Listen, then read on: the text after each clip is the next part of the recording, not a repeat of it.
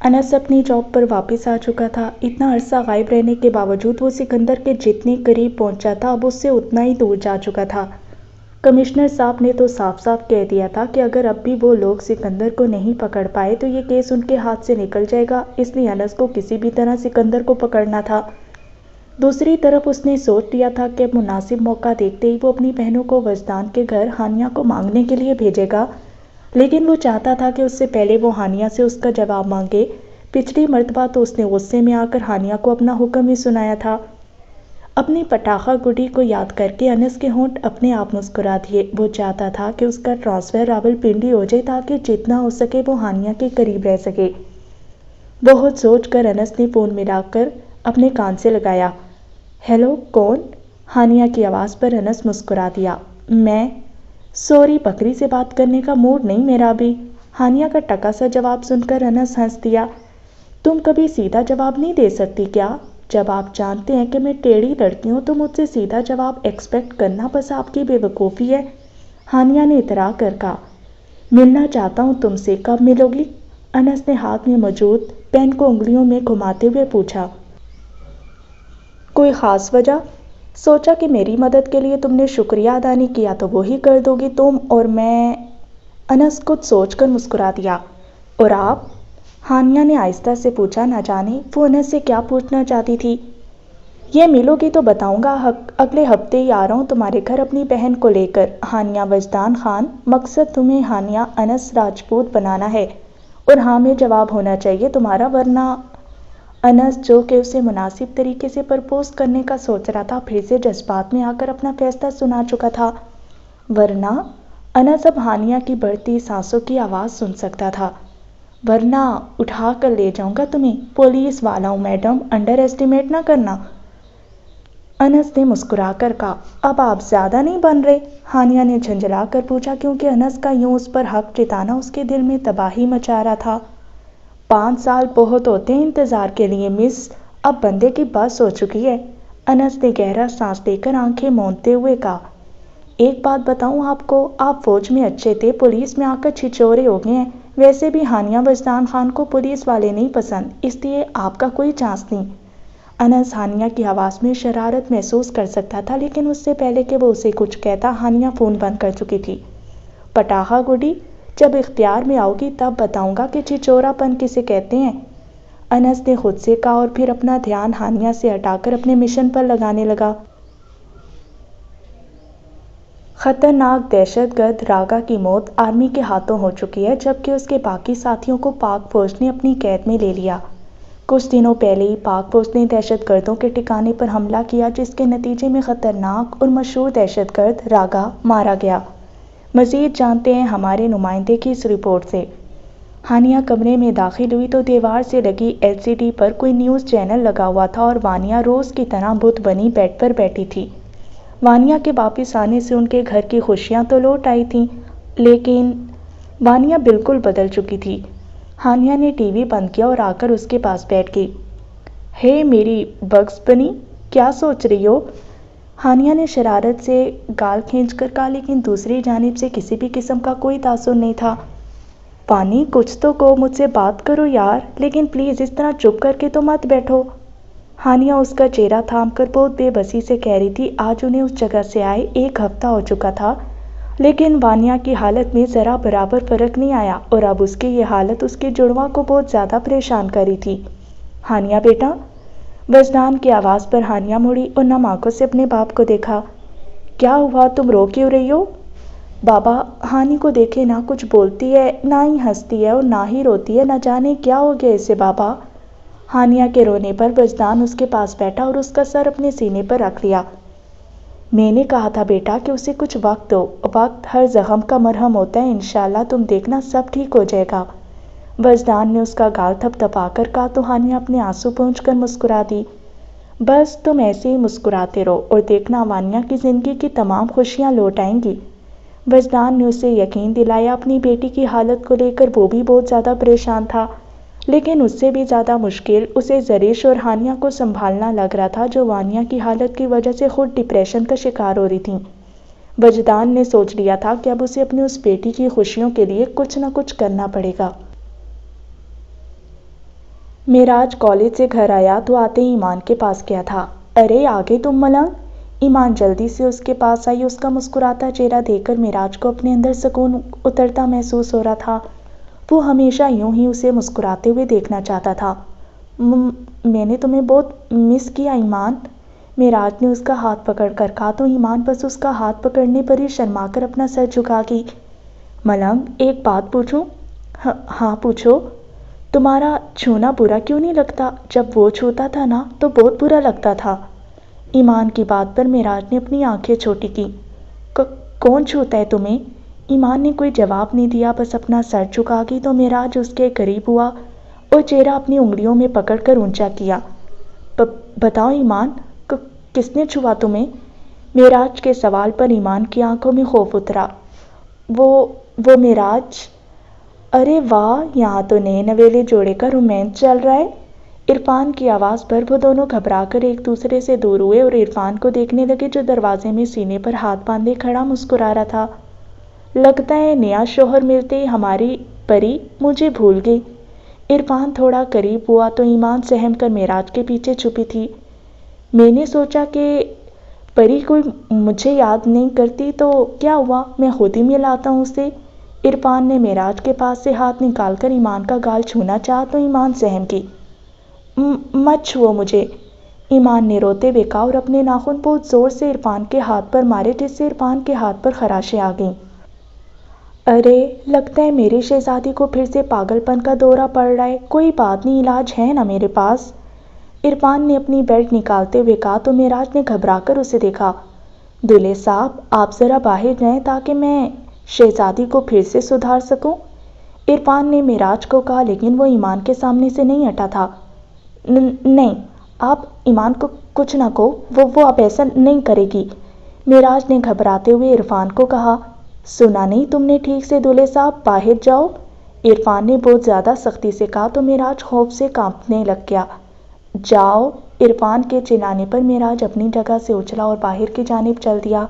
ایک پل کو مڑ کر اس نے ایمان کو دیکھا جس کی آنکھوں میں بہت زیادہ خوف اور بے بسی تھی، جیسے کہ وہ آنکھوں ہی آنکھوں میں معراج سے نہ جانے کی التجا کر رہی ہو۔ تو شہزادی آپ کا سبق شروع کرتے ہیں، عرفان نے اپنے ہاتھ کے گرد بیلٹ لپیٹ کر کہا اور ہاتھ اٹھا کر پوری طاقت سے اس بیلٹ کو ایمان کو مارنا چاہا تو ایمان چیخ مار کر اپنی آنکھیں موند گئی۔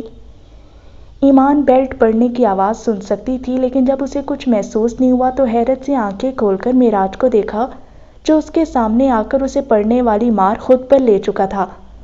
واہ دولہے میاں، بچانا چاہتے ہیں اپنی بیوی کو تو ٹھیک ہے، اتنا کہہ کر عرفان نے پوری طاقت سے معراج کی کمر پر بیلٹ مارا جس سے معراج کو بس ایک جھٹکا سا لگا تھا لیکن اس کے منہ سے کوئی سسکی بھی نہیں نکلی۔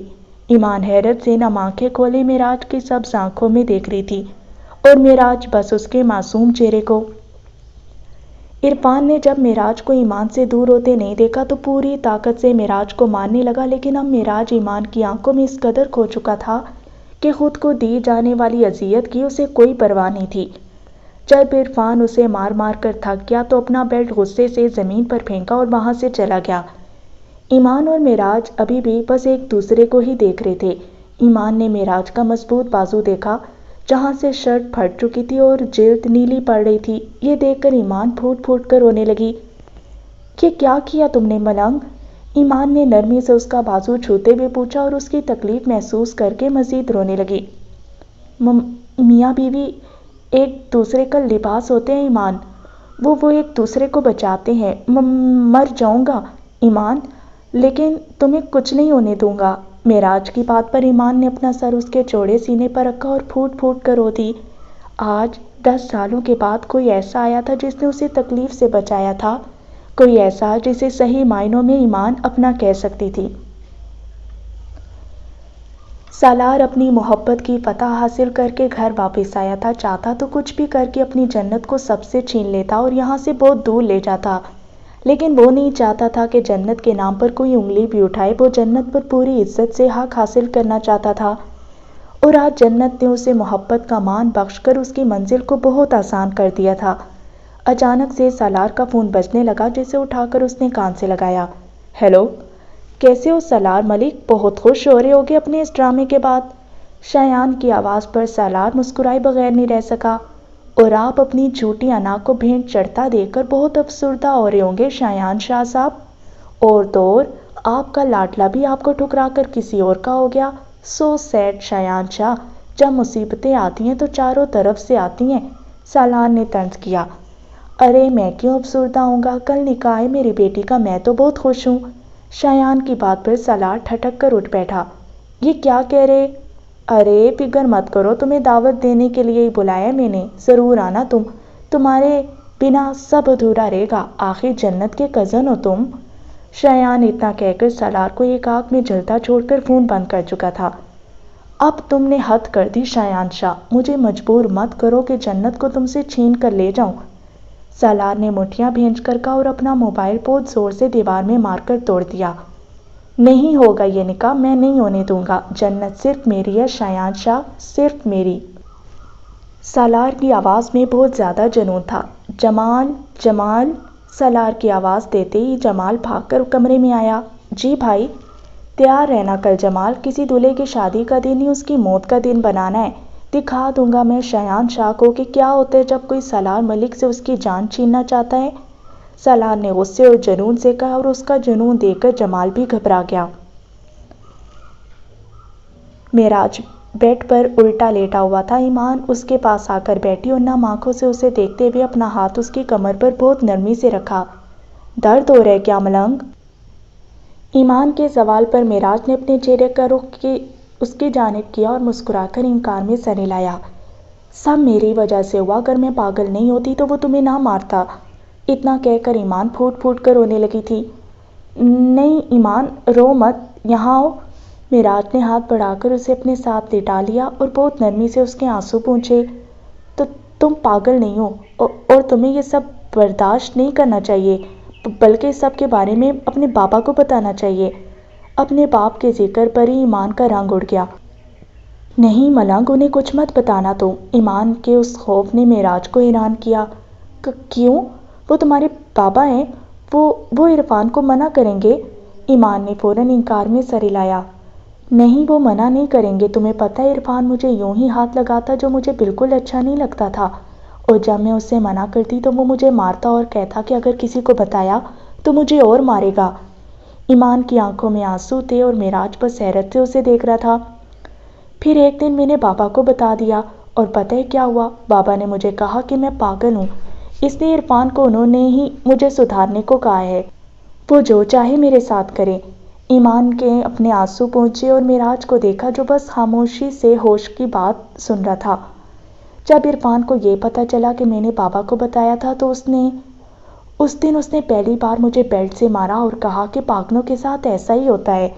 ایمان پھر سے زاروں کی طرح رونے لگی تھی۔ معراج ابھی بھی بس خاموشی سے اس کی بات سن رہا تھا۔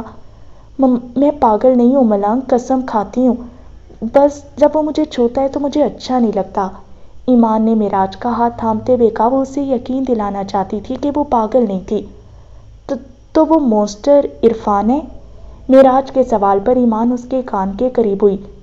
عرفان چھوٹا مونسٹر ہے، تو بڑا مونسٹر کون ہے؟ معراج کے سوال پر ایمان خاموش ہو گئی۔ اسے آج سے 10 سال پہلے کا وہ واقعہ یاد آیا جب وہ صرف 7 سال کی تھی اور نیند میں اٹھ کر اپنی ماں کو تلاش کرتے ہوئے اس کے کمرے میں گئی تھی، جہاں اس نے دیکھا کہ اس کی ماں تڑپ رہی تھی اور اس کے باپ نے بہت زور سے تکیہ اس کی ماں کے منہ پر رکھا ہوا تھا۔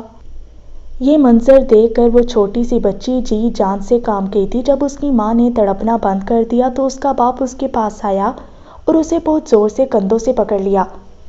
تمہیں یہ دیکھنا نہیں چاہیے تھا، اب یہ بات کبھی بھی تمہاری زبان پر نہیں آنی چاہیے، ورنہ جس سے بتاؤ گی وہ بھی مر جائے گا اور تمہیں بھی یوں ہی مار دوں گا۔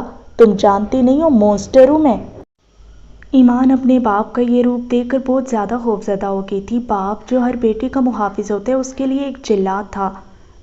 ایمان بتاؤ نا، کون ہے بڑا مونسٹر؟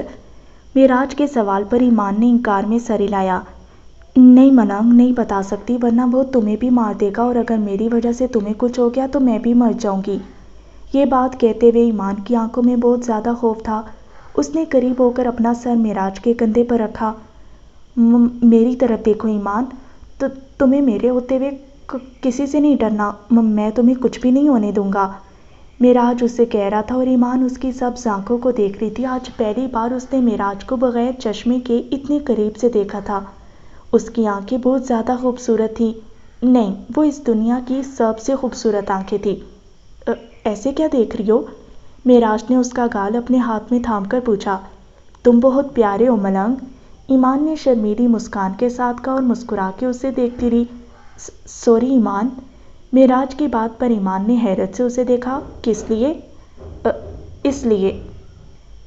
معراج نے اتنا ہی کہا اور اپنے ہونٹ ایمان کے نازک ہونٹوں پر رکھ دیے۔ معراج کے لفظ میں بہت نرمی، بہت محبت تھی، لیکن ایمان اس نئے احساس کے تحت کانپ کر رہ گئی۔ معراج اس سے دور ہوا تو ایمان نے فوراً اپنا گلال چہرہ اس کے سینے میں چھپا لیا۔ معراج نے بھی مسکرا کر اسے دیکھا۔ ہم دونوں دو جسم ایک جان ہیں ایمان، ہمیں کوئی مونسٹر جدا نہیں کر سکتا، کوئی بھی نہیں۔ معراج نے اسے دیکھتے ہوئے سوچا، پھر اسے اپنی آغوش میں لے کر سکون سے آنکھیں موند گیا۔ وجدان کمرے میں آیا اور زرش کو دیکھا جو شاید سو رہی تھی۔ وجدان نے اپنا ہاتھ اس کے ماتھے پر رکھ کر دیکھا کہ کہیں اسے بخار تو نہیں۔ آپ آ گئے وجدان؟ وجدان کے ہاتھ رکھتے ہی زرش نے آنکھیں کھول کر اسے دیکھا اور اٹھ بیٹھی۔ تم ریسٹ کرو زرش۔ وجدان نے اسے کندھوں سے تھام کر واپس لٹانا چاہا۔ بہت آرام کر لیا میں نے، اب جب میری دونوں بچیاں میرے پاس ہیں تو مجھے کوئی پریشانی نہیں، زرش نے مسکرا کر کہا، پھر کچھ سوچ کر وہ افسردہ ہوگی۔ وجدان، وانیا کو نہ جانے کیا ہو گیا، وہ کسی سے کوئی بات ہی نہیں کرتی۔ وجدان، مجھے اس کی بہت فکر ہے، زرش نے بے چینی سے کہا تو وجدان نے اس کے ہاتھ پر اپنا ہاتھ رکھا۔ فکر مت کرو نور خان، سب ٹھیک ہو جائے گا، بس وقت دوا سے۔ وجدان کی بات پر زرش کی آنکھیں نم ہو گئی تو وجدان اسے حیرت سے دیکھنے لگا۔ کیا ہوا زرش؟ آج 14 سالوں کے بعد آپ نے مجھے نور خان بلایا ہے وجدان، آپ نہیں جانتے آپ کا ایسا کہنا میرے لیے کتنا حسین احساس ہوتا تھا۔ زرش کی بات پر وجدان نے سختی سے اپنی مٹھیاں بھینچ لیں، جانے انجانے وہ انہیں بہت تکلیف دے بیٹھا تھا جو اسے جان سے بھی زیادہ عزیز تھے۔ وجدان سمجھ نہیں پا رہا تھا وہ اسے کیا کہے۔ تم پریشان مت ہو نور، میں سب ٹھیک کر دوں گا، ہماری وانیا پھر سے مسکرائے گی دیکھنا تم، یہ وعدہ ہے میرا۔ زرش نے ہاں میں سر ہلایا۔ اچھا تیار رہنا، کل ہم سب شایان کے گھر جا رہے ہیں۔ زرش نے حیرت سے وجدان کو دیکھا۔ کیوں؟ یہ ایک سرپرائز ہے، کل ہی پتہ چلے گا۔ وجدان نے مسکرا کر اس کا گال تھپ تھپا کر کہا تو زرش نے ہاں میں سر ہلا دیا اور اٹھ کر ہانیہ کو تیار ہونے کا کہنے چلی گئی، جبکہ وجدان چاہ کر بھی اسے نہیں کہہ پایا کہ وہ اس کے پاس سے کہیں نہ جائے۔ 3 سے 4 گاڑیاں شایان کے گھر کے باہر رکی تھی، جن میں سے سالار اپنے گارڈ کے ساتھ باہر نکلا۔ شایان کے چوکیدار نے انہیں روکنا چاہا لیکن سالار کے گارڈ نے اسے بے بس کر دیا۔ سالار نے اپنے گارڈز کو باہر روکنے کا کہا اور خود اندر گیا، جہاں شایان اور جانان کے ساتھ ساتھ وجدان اور زرش بھی موجود تھے۔ سبھی بہت زیادہ خوش نظر آ رہے تھے۔ وہ سب دیکھنے سے تو یہی لگ رہا تھا کہ لڑکے والے ابھی وہاں نہیں پہنچے تھے۔ سالار نے ان سب کو نظر انداز کیا اور سیدھا جنت کے کمرے کی جانب چل دیا، جہاں پارلر والی جنت کو تیار کرنے کے بعد اب ہانیہ کو تیار کر رہی تھی۔ سالار؟ جنت نے سالار کو دیکھتے ہی حیرت سے کہا تو سالار آگے بڑھا اور جنت کا ہاتھ اپنے ہاتھ میں پکڑ کر اسے وہاں سے باہر لے جانے لگا۔ ہے مسٹر، چھوڑو میری کزن کو۔ ہانیہ نے آگے ہو کر سالار کو روکنا چاہا لیکن وہ سب کو نظر انداز کرتا باہر کی جانب چل دیا۔ یہ کیا کر رہے ہو تم؟ شایان نے آگے ہو کر سالار کا راستہ روکتے ہوئے پوچھا۔ لے کے جا رہا ہوں اپنی جنت کو یہاں سے، جب آپ شرافت سے نہیں مانتے تو یوں ہی صحیح، سالار نے ہٹ دھرمی کا مظاہرہ کرتے ہوئے کہا اور جنت کو وہاں سے لے جانے لگا۔ نہیں سالار، میں اسی سے نکاح کروں گی جس سے میرے بابا میرا نکاح کرنا چاہیں گے۔ جنت کی بات پر سالار نے فوراً اس کا ہاتھ چھوڑا اور حیرت سے مڑ کر اسے دیکھا جو اس لال شرارے میں سجی ہوئی اپسرا ہی لگ رہی تھی۔ سن لیا، اب ہوگی تسلی کہ میری بیٹی میری مرضی کے بغیر کچھ نہیں کرے گی۔ شایان کی بات پر سالار نے جنت کو سوالیہ نظروں سے دیکھا لیکن وہ بس اپنی نظریں چرا رہی تھی۔ آج یہ نکاح نہیں ہوگا، جو کر سکتے ہیں کر لیں آپ۔ یہ فیصلہ کرنے والے تم کون ہوتے ہیں مسٹر؟ میرے بیٹے کا نکاح ہے، تمہیں کس نے اختیار دیا اسے روکنے کا؟ ایک آدمی کی آواز پر سب نے ٹھٹک کر دروازے کی جانب دیکھا جہاں عثمان اور ہمنا کھڑے تھے۔ آپی؟ جانان ہمنا کو دیکھتے ہی جا کر اس کے گلے لگ کر رونے لگی تھی اور زرش کو تو ایسا لگ رہا تھا کہ کسی نے اس کے قدم زمین میں جما دیے ہوں۔ سالار نے حیرت سے شایان اور وجدان کو دیکھا جو مسکرا رہے تھے۔ ہمنا جانان کو خود سے دور کر کے زرش کے پاس آئی اور اسے اپنے گلے سے لگا لیا۔ آج 14 سال بعد وہ بہنیں ایک دوسرے سے مل کر بہت روئی تھیں۔ کیا ہوا میرے شیر، تمہیں کچھ سمجھ نہیں آ رہا کیا؟ عثمان نے سالار کے کندھے پر ہاتھ رکھ کر ہنستے ہوئے کہا، بابا یہ چلو سب اندر جا کر بیٹھتے ہیں اور آرام سے بات کرتے ہیں، جانتا ہوں کہ بہت کچھ بتانا ہے مجھے۔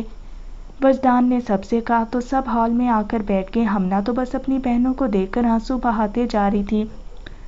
میں اور شایان ہمیشہ سے جانتے تھے کہ عثمان نے اشال اور سعد کو نہیں مارا، بس اس وقت ہم دونوں جذبات میں بہہ گئے تھے۔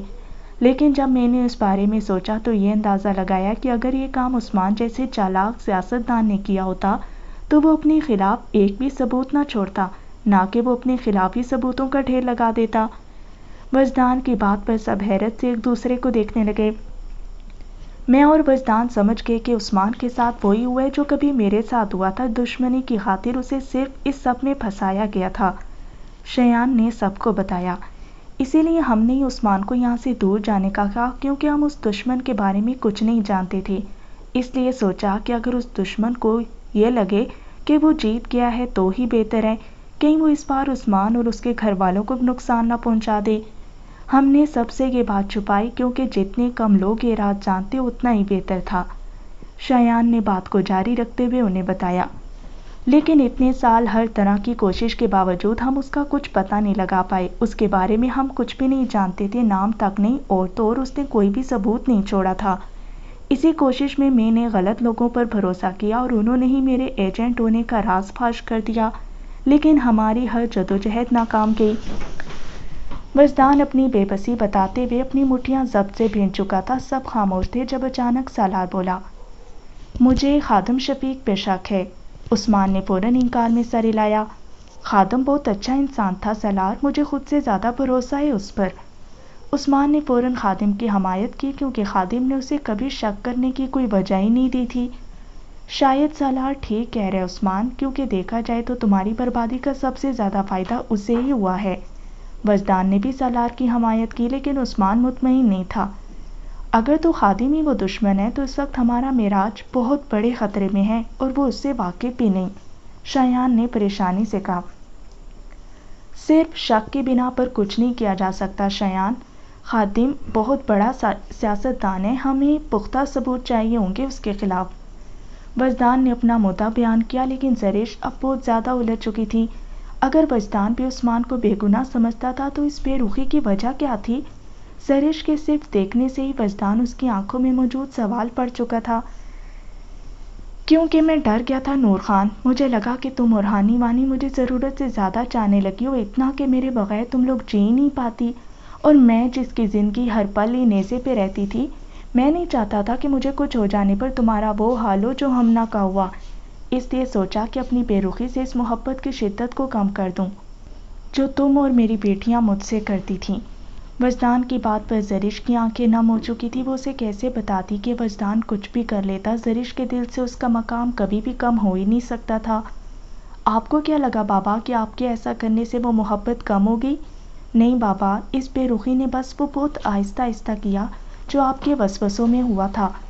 ہانیہ جو بہت دیر سے سائڈ پر کھڑی ہر بات خاموشی سے سن رہی تھی، بول اٹھی تو وجدان اس کے پاس گیا اور اسے اپنے گلے سے لگا لیا۔ مجھے معاف کر دو میرا بچہ، جانتا ہوں کہ مجھ سے غلطی ہوئی، لیکن جان سے زیادہ چاہتا ہوں تم تینوں کو بس چلے تو کبھی کوئی تکلیف تم لوگوں کے قریب بھی نہ آنے دوں۔ وجدان کی آواز میں بہت غم تھا اور ہانیہ تو باپ کی محبت بھری آغوش ملنے پر ہی اپنا ہر غم ہر شکوہ بھلا چکی تھی۔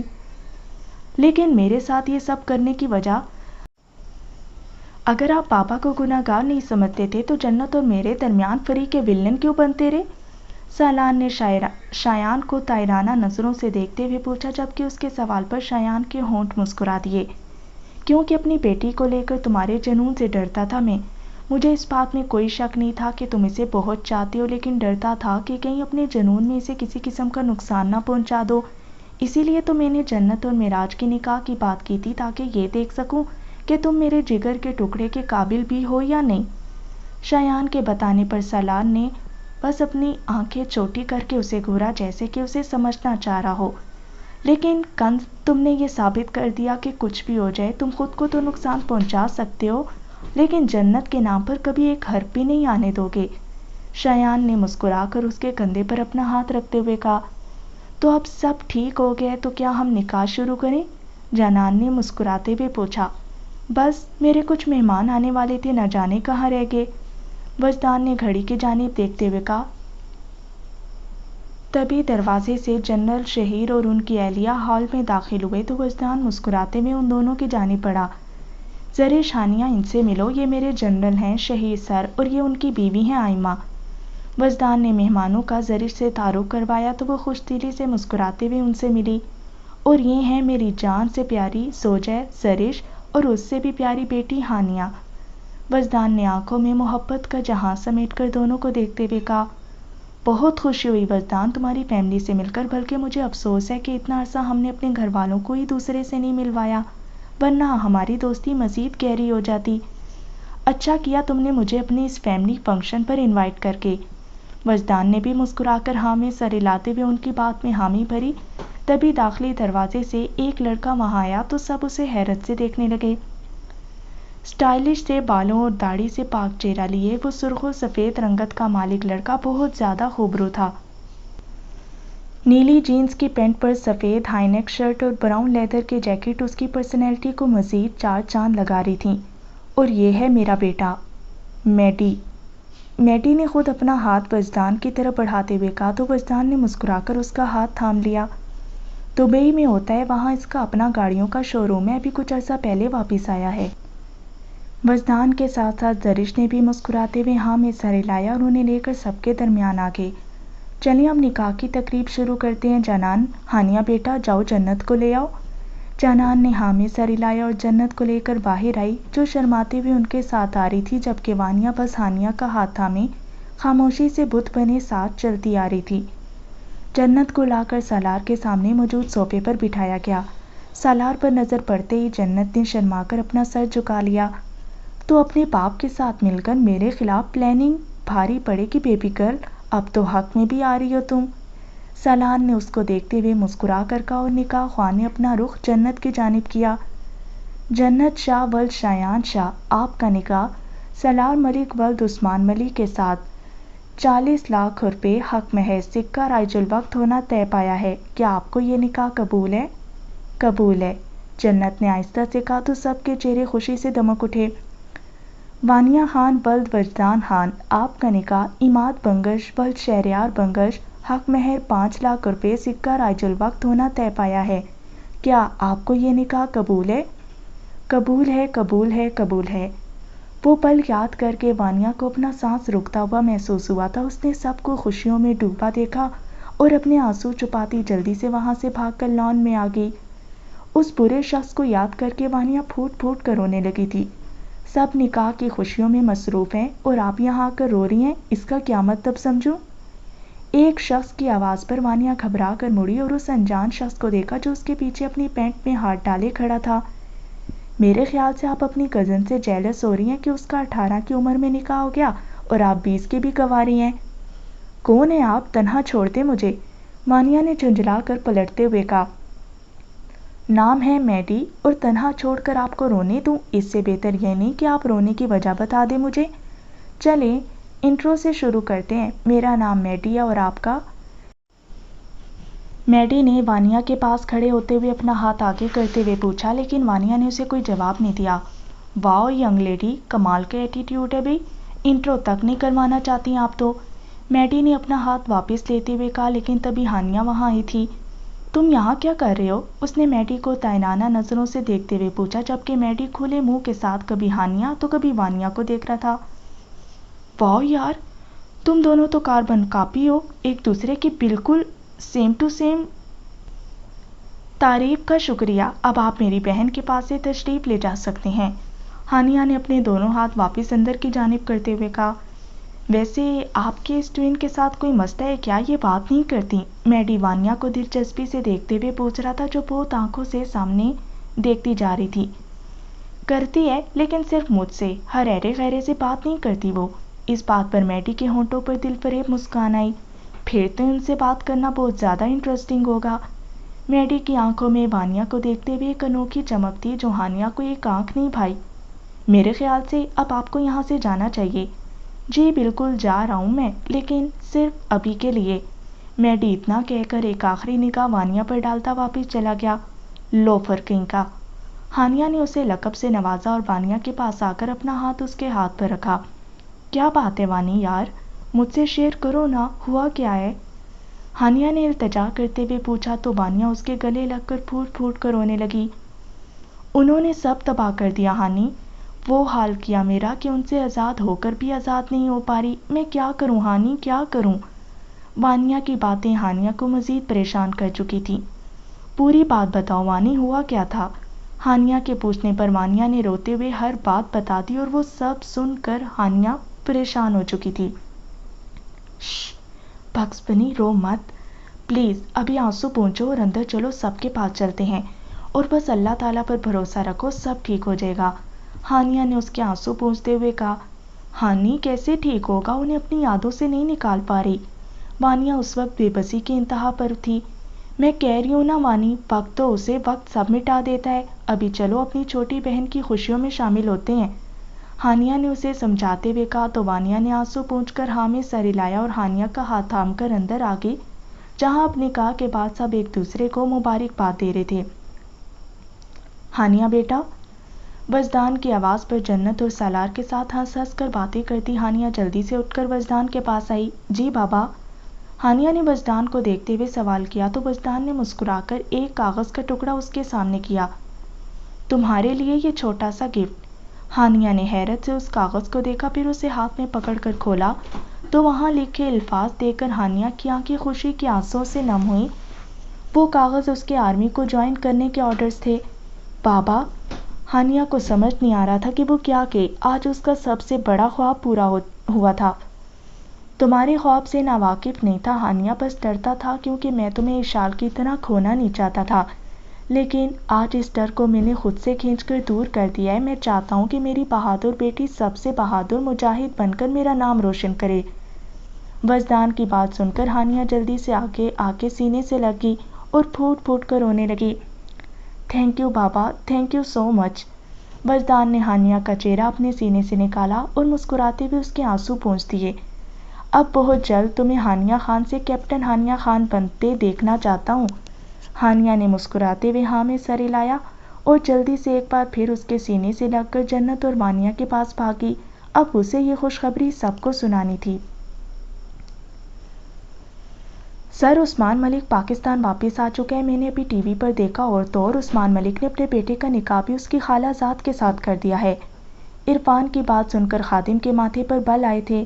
ایسا کیسے ہو گیا؟ جہاں تک مجھے یاد ہے بولو تو عثمان ملک کی شکل دیکھنا بھی پسند نہیں کرتے تھے، پھر اب یہ سب؟ خادم کی بات کی گہرائی کو سمجھنے کی کوشش کر رہا تھا۔ سر، ہمیں کہیں ان سے کوئی خطرہ تو نہیں؟ ہمیں ان سے کیا خطرہ ہوگا؟ سلطان کو کسی سے بھی کیا خطرہ ہوگا؟ یہاں تو کوئی سلطان کا نام تک نہیں جانتا، کسی کو یہ تک نہیں پتا کہ راگا اور اس کے جیسے بہت سے دہشت گرد تو صرف سلطان کے ہاتھ کی کٹ پتلی ہیں۔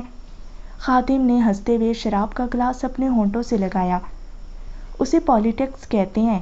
ایک کہ دنیا کے سامنے میں خادم شفیق ہوں، بہت ہی اچھا اور عوام کی فلاح کے بارے میں سوچنے والا حکمران، لیکن ان معصوم لوگوں کو تو دیکھو، نہیں جانتے کہ میں ہی سلطان بھی ہوں جو اس ملک میں اسمگلنگ، دھماکوں اور بہت سی موتوں کی وجہ بھی ہے۔ ہاں ہاں ہاں، سلطان خود ہی سب کرواتا ہوں اور خادم بن کر ان 1000 لوگوں میں سے ایک کا نقصان کی بھرپائی کر کے ان کا ہیرو بن جاتا ہوں۔ اپنے شیطانی ارادے بتا کر خادم کہکا لگا کر ہنس دیا۔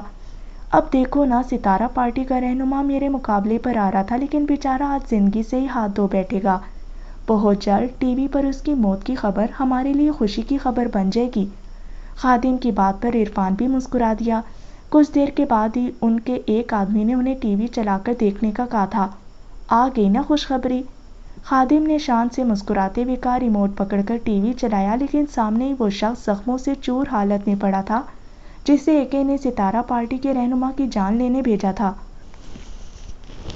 ایک کالی پینٹ پر کالی ہوڈی پہنے اور کالے رومال سے چہرہ چھپائے آدمی نے اپنا پاؤں اس کی گردن پر رکھا تو وہ آدمی درد سے کراہنے لگا۔ میں نہیں مارنا چاہتا تھا، ستارہ پارٹی کے رہنما کو مارنے کی کوشش میں نے نہیں کی، وہ سلطان کے کہنے پر کیا میں نے یہ سب، اور قسم سے میں نہیں جانتا سلطان کون ہے، وہ آدمی زاروں کے تار روتے ہوئے کہہ رہا تھا۔ وہ بس انہیں مروانا چاہتا تھا۔ بدلے میں اس کے آدمی نے پیسے دیے مجھے، یہ سب سلطان نے کروایا تاکہ اس الیکشن میں ستارہ پارٹی کا رہنما نہ جیتے، اس سے زیادہ میں کچھ نہیں جانتا۔ اس آدمی نے اپنی بات کہہ دی تو کالے کپڑوں والے آدمی نے اپنے پاؤں کا دباؤ بڑھا کر اس کی گردن کو توڑ دیا۔ یہ پیغام تمہارے لیے سلطان، سکندر سب جانتا ہے کہ تم کون ہو اور کہاں، اور سکندر کے ہوتے ہوئے تمہارا کوئی ناپاک منصوبہ کامیاب نہیں ہوگا۔ بہت جلد تمہارا گریبان سکندر کے ہاتھ میں ہوگا، سلطان تیار رہنا۔ وہ دونوں بس سکندر کی صفاک آواز سن سکتے تھے اور اس کی خطرناک سبز آنکھیں دیکھ سکتے تھے۔ اتنا کہہ کر ٹی وی سسٹم کو ہیک کر کے چلائی گئی وہ ٹرانسمیشن بند ہو گئی۔ خادم غصے سے بھری ایک چیخ کے ساتھ اٹھا اور ٹی وی کو پٹک کر توڑ دیا۔ کون ہے یہ سکندر، آخر کون؟ خادم اس وقت غصے سے پاگل ہو رہا تھا کیونکہ سکندر نے نہ صرف پھر سے اس کے راستے میں ٹانگ اڑائی تھی بلکہ سلطان کا نام بھی وہ پوری دنیا کے سامنے لا چکا تھا۔ کہیں سے ڈھونڈ اس سکندر کو ایکے، ورنہ تجھے نہیں چھوڑوں گا میں۔ خادم کی بات پر عرفان نے ڈرتے ہوئے ہاں میں سر ہلایا۔ سکندر کو پکڑنا سچ میں بہت ضروری ہو چکا تھا، ورنہ وہ سب کچھ برباد کر دیتا۔ فنکشن کے بعد جنت اپنے کمرے میں آئی تھی اور مسکراتے ہوئے خود کو آئینے میں دیکھے جا رہی تھی۔ اس کی تو خوشی کی انتہا نہیں رہی جب شایان نے اسے بتایا کہ کل اس کا اور سالار کا نکاح ہونے والا ہے۔ جنت خوشی سے گھومنے لگی، اسے ایسا لگ رہا تھا جیسے اس نے پورا جہان پا لیا۔ محبت کو پانے کی خوشی سے بڑھ کر اور کیا ہو سکتا تھا؟ اچانک ہی کسی نے اپنا ہاتھ اس کی کمر پر رکھے تو جنت سہم کر فوراً پلٹی، لیکن وہاں سالار کو دیکھ کر حیران ہوئی تھی۔ آپ میرے روم میں کیا کر رہے ہیں؟ جنت نے سرگوشی کرتے ہوئے پوچھا، لیکن سالار بس خاموشی اور استحقاق سے اس حسین چہرے کو دیکھتا جا رہا تھا۔ سالار کی نظروں کی تپش سے گھبرا کر جنت نے شرماتے ہوئے اپنا ہاتھ اس کی آنکھوں پر رکھ دیا۔ کیا ہو گیا؟ آپ کو آج پہلی مرتبہ دیکھ رہے ہیں کیا؟ پورے حق سے پہلی مرتبہ ہی دیکھ رہا ہوں۔ سالار نے اس کا ہاتھ اپنی آنکھوں سے ہٹاتے ہوئے کہا اور پھر نرمی سے اپنے ہونٹ اس کے ہاتھ پر رکھے تو جنت شرما کر خود میں ہی سمٹ گئی۔ آپ کو کچھ چاہیے تھا کیا مجھ سے؟ جنت کو اس کے ارادے سمجھ نہیں آ رہی تھی، اسی لیے گھبرا کر پوچھنے لگی۔ ہاں چاہیے تو بہت کچھ تھا، لیکن ابھی تم وہ سب دینے کے قابل نہیں، سالار معنی خیزی سے کہتا اس کے قریب ہوا تو جنت گھبراتے ہوئے پیچھے ہونے لگی۔ سالار! جنت دیوار کے ساتھ لگی تو سالار نے اس کے گرد اپنے بازو رکھ کر اسے خود میں قید کر لیا۔ سالار کے وجود سے اٹھتی مردانہ خوشبو جنت کو مزید نروس کر رہی تھی۔ انتظار!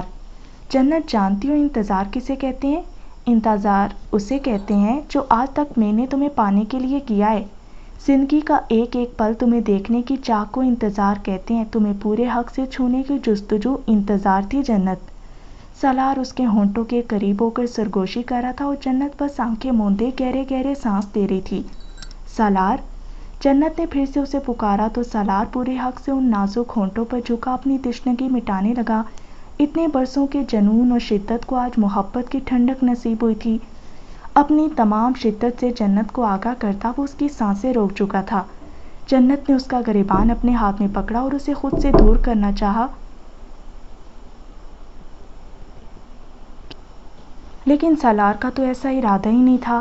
پھر خود ہی اپنی نازک سی جان کا خیال کرتے ہوئے اس سے دور ہوا۔ جنت فوراً گھبرا کر اس کے سینے میں چھپی تھی۔ آپ دوست ہی اچھے تھے، جنت نے اپنا سانس بحال کر کے کہا تو سالار کہکا لگا کر ہنس دیا اور اپنا گھیرا جنت کے گرد تنگ کیا تھا۔ اتنی سی گستاخی پر جان ہوا ہوگی تمہاری، تب کیا بنے گا جب میں… جنت نے فوراً اپنا ہاتھ اس کے ہونٹوں پر رکھ دیا جسے سالار نے مسکرا کر چوما اور مزید سختی سے جنت کو خود میں بھیجا تھا۔ عشق کی اس منزل پر خوش آمدید جنت سالار۔ سالار نے اپنی محبتوں کے اس جہان کو آغوش میں بھرتے ہوئے کہا، آج ان دونوں نے سب کچھ پا لیا تھا۔ انکل کیا میں اندر آ جاؤں؟ معراج نے دروازے میں کھڑے ہو کر پوچھا۔ ہاں آؤ معراج۔ خادم کے اجازت دینے پر معراج کمرے میں آیا اور اس کے سامنے موجود کرسی پر بیٹھ گیا۔ مجھے آپ کو کچھ بتانا ہے انکل۔ خادم نے آنکھیں چھوٹی کر کے معراج کو دیکھا۔ ہاں کہو کیا کہنا ہے؟ انکل وہ عرفان ایمان کے ساتھ بالکل اچھا سلوک نہیں کرتا، وہ مارتا ہے ایمان کو، آپ اس سے… معراج وہ جو کرتا ہے میرے کہنے پر ہی کرتا ہے، شاید تمہیں ابھی تک اندازہ نہیں ہوا لیکن میری ایمان بیمار ہے، پاگل پن کے دورے پڑتے ہیں اسے۔ ایسی حالت میں اس کا کسی نہ کسی سے ڈر کے رہنا بہت ضروری ہے ورنہ آپے سے باہر ہو سکتی ہے وہ۔ خادم نے سامنے موجود کاغذات پر لگاتے ہوئے کہا۔ لیکن انکل۔ بس معراج، میں نے اپنی بات کہہ دی، ہاں مجھے اور کچھ نہیں سننا، تم چلے جاؤ یہاں سے۔ خادم نے سختی سے معراج کی بات کاٹ کر کہا۔ معراج نے گھبرا کر ہاں میں سر ہلایا اور وہاں سے چلا گیا۔ معراج کے جاتے ہی عرفان وہاں پر آیا۔ کیا کہہ رہا تھا یہ آپ سے؟ عرفان نے وہاں بیٹھتے ہوئے دلچسپی سے پوچھا۔ تمہاری شکایت لگا رہا تھا، ایمان پر ہاتھ اٹھاتے ہو تم، فکر مت کرو، آئندہ نہیں لگائے گا۔ عرفان نے ہاں میں سر ہلایا۔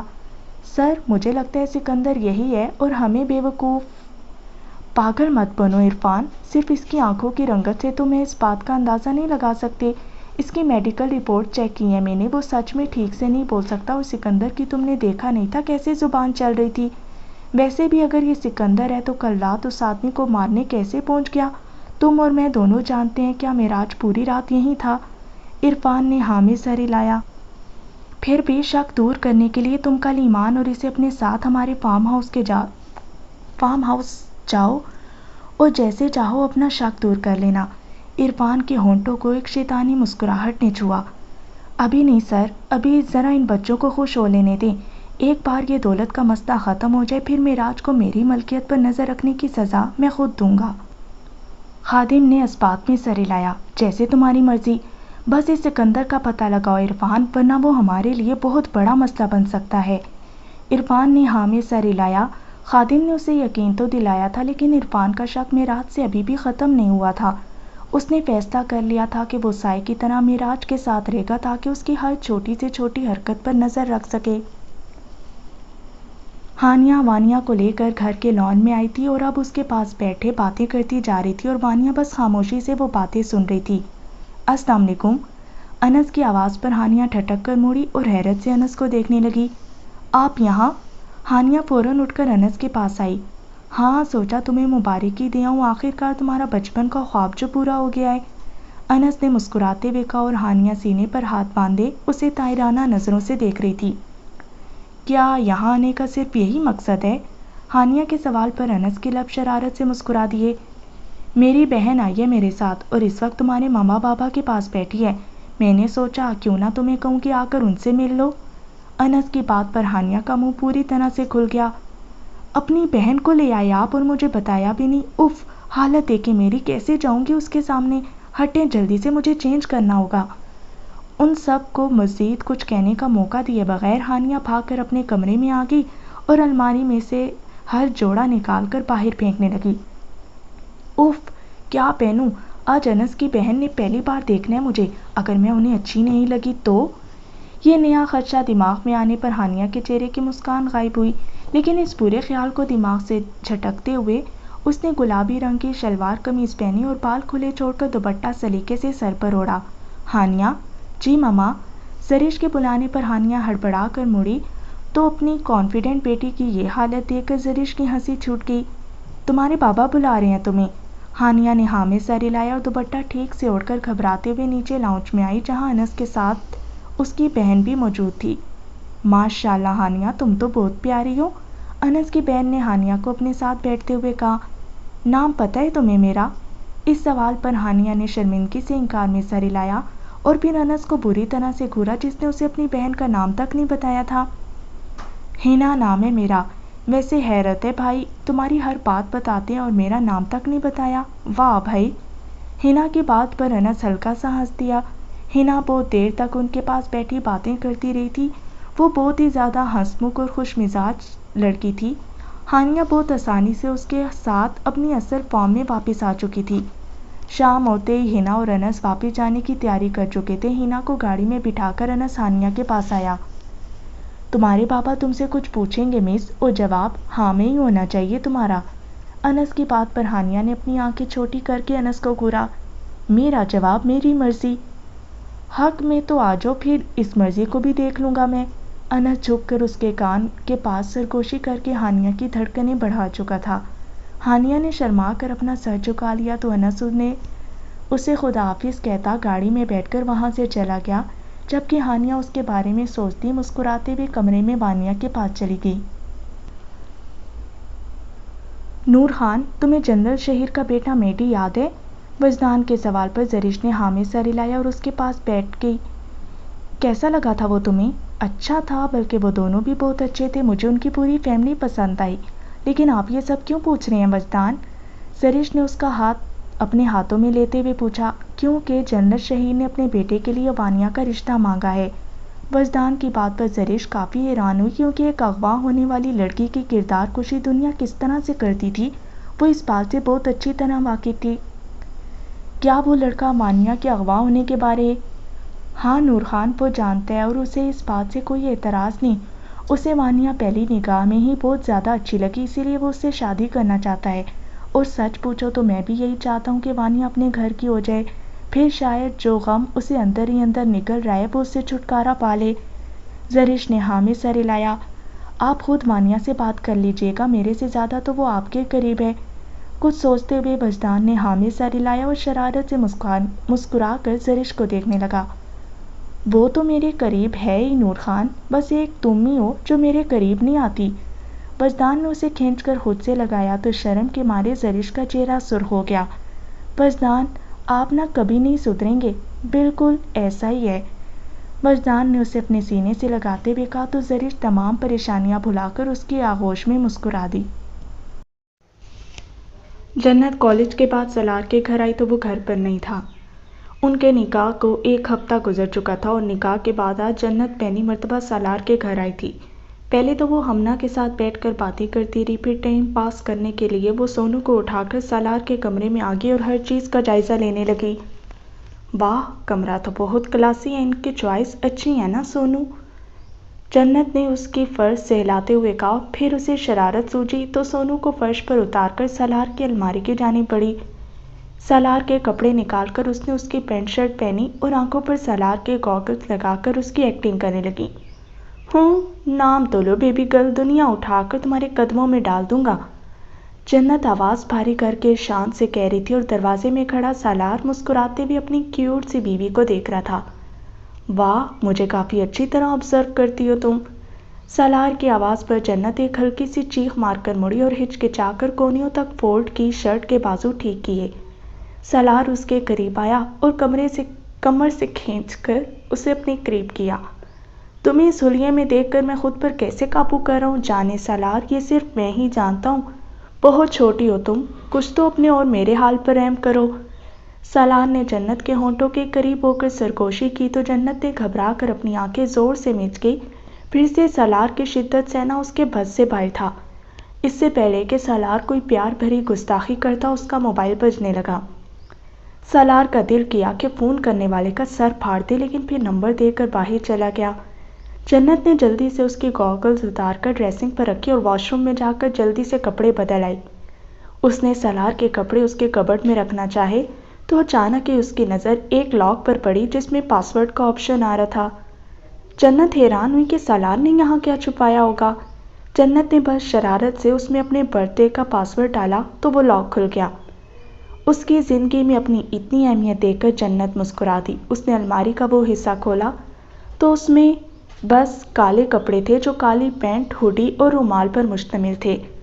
جنت نے حیرت سے انہیں دیکھا تو اس کی نظر چھوٹی سی ڈبیا پر پڑی۔ جنت نے اس ڈبیا کو کھولا۔ جنت کیا کر رہی ہو؟ سالار کی آواز پر جنت اس کی طرف پلٹی اور وہ ڈبیا سالار کے سامنے کی۔ آپ کو بھی معراج جیسی آنکھیں پسند ہے نا؟ اب کیا کریں، وہ ہے اتنی پیاری۔ جنت نے ہاتھ میں پکڑے سبز رنگ کے لینس کو دیکھتے ہوئے کہا، جبکہ سالار کا سانس اس کے حلق میں اٹک چکا تھا۔ یہ تو شکر تھا کہ جنت سکندر کے بارے میں کچھ نہیں جانتی تھی، ورنہ سالار اسے کیا جواب دیتا۔ چھوڑو انہیں جنت اور جاؤ نیچے، ماما تمہیں ڈھونڈ رہی ہیں، سالار نے ذرا سختی سے کہا تو جنت حیران ہوئی، لیکن فوراً ہی وہ لینس کی ڈبیا اس نے میز پر رکھی اور نیچے چلی گئی۔ ان سبز لینس کو دیکھتے ہوئے سالار کے ہونٹوں پر ایک مسکان آئی تھی۔ سکندر کا راز کبھی نہیں جان پاؤ گے تم سلطان، بہت جلد اپنی زبان سے چیخ چیخ کر سچ بتاؤ گے اس دنیا کو تم، اور اس دن میرے بابا کو انصاف ملے گا۔ سالار نے مسکرا کر رکھا ان چیزوں کو پھر سے لاک میں رکھتا نیچے جنت اور ہمنا کے پاس چلا گیا۔ ہانیہ بیٹا۔ جی مما۔ سرش کے بلانے پر ہانیہ اس کے پاس آ کر بیٹھ گئی۔ سرش نے مسکرا کر اپنی پیاری بیٹی کا چہرہ چوما تھا۔ ہانیہ، انس کی بہن نے ہم سے تمہیں انس کے لیے مانگا ہے، تمہاری کیا مرضی ہے بیٹا؟ سرش کے سوال پر ہانیہ نے شرما کر سر جھکا لیا۔ जैसे आपकी और बाबा की मर्जी मामा। जरिश ने मुस्कुरा कर उसे देखा। तो फिर अगले महीने ही तुम दोनों का निकाह कर दें, रुखसती बाद में हो जाएगी। हानिया ने फिर से हाँ में सर हिलाकर हामी भरी, जबकि जरिश भी अपनी बेटी के लिए बहुत ज़्यादा खुश थी, क्योंकि वो उसके जज्बात से बहुत अच्छी तरह वाकिफ थी। वैसे मुझे पता है कि तुम ऊपर से ही शर्मा शर्मा कर हमारी हाँ में हाँ मिला रही हो, अंदर तो तुम अभी भंगड़े डाल रही होगी। जरिश के शरारत से कहने पर हानिया हंसने लगी। मेरी प्यारी मम्मा, आप कहें तो मैं आपको लाइव भंगड़ा डालकर दिखा देती हूँ। हानिया ने उसके गले में बाहें डालते हुए कहा। बस मैं तो यही चाहती हूँ कि तुम हमेशा यूं ही खुश रहो। और मेरी वानिया भी फिर से मुस्कुराने लगे। वानिया के जिक्र पर ही जरिश अफसरदा हो चुकी थी। वो फिर से अपनी बेटी को हंसते मुस्कुराते देखना चाहती थी। मामा आप फिक्र मत करें, बाबा ने मुझे यकीन दिलाया कि वो सब ठीक कर देंगे इंशाअल्लाह, जरिश ने दिल से कहा और आंखें मूंद कर खुदा से अपनी बेटी की खुशियां मांगी थीं। वजदान हानिया और वानिया के कमरे में आया तो उसे बस वहाँ वानिया मिली, जो बेड पर बैठी अपने हाथों को देख रही थी। बाबा की जान। वजदान ने उसके सर पर हाथ रखकर उसे पुकारा तो वानिया उसके सीने पर सर रखकर आंखें मूंद गई। क्या बात है मेरा बच्चा, आप मुझसे भी बात नहीं करोगी? वजदान ने थोड़ी से पकड़कर उसका चेहरा ऊपर किया। वानिया की आंखें नम थीं। वानिया बेटा, ऐसी कौन सी बात है जो आप मुझसे भी नहीं बांट रही? मुझे बताओ ना, मैं सब ठीक कर दूंगा। वजदान ने उससे हमेशा वाली बात की, जो पिछले 1.5 महीने से वो तकरीबन रोज़ ही कहता था, लेकिन आज भी रोज़ की तरह उसे कोई जवाब नहीं मिला। वानिया, मैंने आपका रिश्ता अपने दोस्त के बेटे मैडी से तय किया है। वजदान के फैसला सुनाने पर वानिया ने बस अपनी शिकवा कुना निगाहें उठाकर उसे देखा। वो बहुत अच्छा लड़का है वानिया, और तुम्हारा बहुत ज़्यादा ख्याल रखेगा। वजदान ने उसके सर पर हाथ रखकर कहा, लेकिन फिर उसकी मुसलसल खामोशी को देखकर गहरा सांस लेते हुए उठ खड़ा हुआ। मुझे ये शादी नहीं करनी बाबा। अभी उसने वापसी के लिए चंद कदम ही उठाए थे जब उसके कानों में वानिया की आवाज़ पड़ी। मुझे किसी से भी शादी नहीं करनी, कभी भी नहीं। वानिया की आवाज़ में बहुत ज़्यादा दुख और दर्द था। वजदान वापस आया और अपनी बेटी के हाथ थाम लिए। और क्या मैं वजह जान सकता हूँ? वजदान के सवाल पर वानिया अपना सर झुका चुकी थी। मुझे बस किसी से शादी नहीं करनी बाबा, कभी भी नहीं करनी। वानिया ने बहुत ज़्यादा रोते हुए कहा, और उसे यूं रोता देखकर पहले तो वजदान खामोश रहा, फिर उसने गहरा सांस लिया। ठीक है, मैं उन्हें मना कर दूंगा, लेकिन उसके बाद क्या वानिया? क्या तुम ये गवारा करोगी कि जिसने मुझे अपना सबसे अच्छा दोस्त मानकर मुझसे ये मांग की, उस शख्स सामने तुम्हारे बाप का मान चिकनाचूर हो जाएगा? क्योंकि मेरे इनकार करने से ऐसा ही होगा। वानिया फौरन इनकार में सर हिलाने लगी। नहीं बाबा, मैं ऐसा नहीं चाहती। मैं नहीं चाहती कि मेरी वजह से आपको शर्मिंदगी हो। वानिया के बहुत ज़्यादा रोने पर वजदान ने उसे अपने सीने से लगाया और उसके बालों को नरमी से सहलाने लगा। तो फिर मुझ पर यकीन करो बेटा, मैं कभी भी तुम्हारे लिए कोई गलत फैसला नहीं करूँगा। मैडी बहुत अच्छा है, बहुत ख्याल रखेगा तुम्हारा। वजदान ने उसका चेहरा ऊपर किया। करोगी ना मुझ पर भरोसा? अपने बाप से इतनी उम्मीद से पूछने पर ना चाहते हुए भी वानिया उसे इनकार नहीं कर पाई। अच्छी बेटियों की तरह उसने खामोशी से सर झुकाकर अपनी मर्जी का इजहार किया। आप पर खुद से भी ज़्यादा भरोसा है बाबा, आपकी खुशी के लिए मैं कुछ भी कर सकती हूँ। वानिया के ऐसा कहने पर वजदान ने मोहब्बत से उसके सर पर अपना हाथ रखा और फिर वहाँ से उठकर चला गया। उसके जाते ही वानिया बिस्तर पर गिरकर फूट फूट कर रोने लगी। वानी, उसे यूं रोता देखा हानिया कमरे में आई और उसे उठाकर अपने साथ लगा लिया। क्या हो गया वानी, कुछ तो कहो मेरी जान। हानिया ने बहुत प्यार से कहा तो वानिया उससे जुदाई। बाबा मेरी शादी करना चाहते हैं अपने दोस्त के बेटे से। हाँ, तो इसमें मसला क्या है? हानिया ने हैरत से पूछा। तो तुम जानती हो हानी, मैं कैसे शादी कर सकती हूँ, मेरा उनके साथ निकाह। मेरी जान, जहाँ तक तुमने मुझे बताया है ना, तुम्हारे और उसके दरमियान ऐसा कोई ताल्लुक नहीं था, इसलिए तुम पर कोई इद्दत वाजिब नहीं होती। बिल्कुल तुम किसी से भी निकाह कर सकती हो, हानिया ने उसे बताया। लेकिन वानिया फूट फूट कर रोने लगी थी। किसी और से निकाह के लिए पहले उसे दिल से निकालना होता, जो वानिया चाहकर भी नहीं निकाल पा रही थी। एक पल के लिए भी उस शख्स के बारे में मत सोचो, वो गद्दार तुम्हारी मोहब्बतों के काबिल नहीं था। हानिया ने उसे कंधों से थाम कर समझाया। जानती हूँ हानी, लेकिन ये मेरे बस में नहीं, चाह कर भी मैं उसे अपने दिल से नहीं निकाल पा रही। तुम ही बताओ मैं क्या करूँ? वानिया के फूट कर रोने पर हानिया कुछ पल बेबसी से उसे देखती रही। بس تم بابا پر یقین کرو وانیا، وہ ہم سے بھی زیادہ پیار کرتے ہیں ہم سے، وہ سب ٹھیک کر دیں گے۔ ہانیہ نے اس کا ہاتھ تھام کر کہا اور وہاں سے اٹھ کر چلی گئی، لیکن وانیا اس کے جانے کے بعد بھی روتی رہی تھی۔